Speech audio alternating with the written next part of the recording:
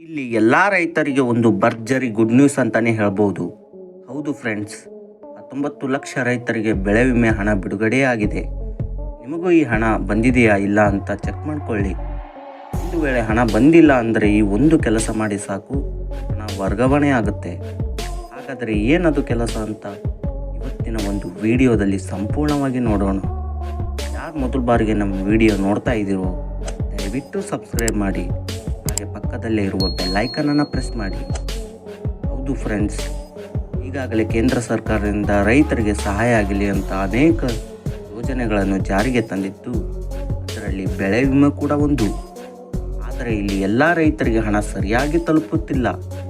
ಅಂತಹ ರೈತರಿಗೆ ಸಚಿವರು ಒಂದು ಮಾಹಿತಿ ತಿಳಿಸಿದ್ದಾರೆ.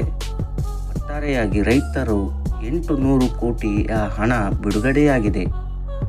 ಇಲ್ಲಿ ಬೆಳೆ ವಿಮೆಗೆ 25 ಲಕ್ಷಕ್ಕಿಂತ ಹೆಚ್ಚು ಜನರು ಅರ್ಜಿ ಸಲ್ಲಿಸಿದ್ದು, ಅವರಿಗೆ ಸ್ವಲ್ಪ ದುಡ್ಡು ಬೆಳೆ ವಿಮೆಗೆ ತಕ್ಕಂತೆ ಹಣ ವರ್ಗಾವಣೆ ಮಾಡ್ತಾ ಇದ್ದಾರೆ.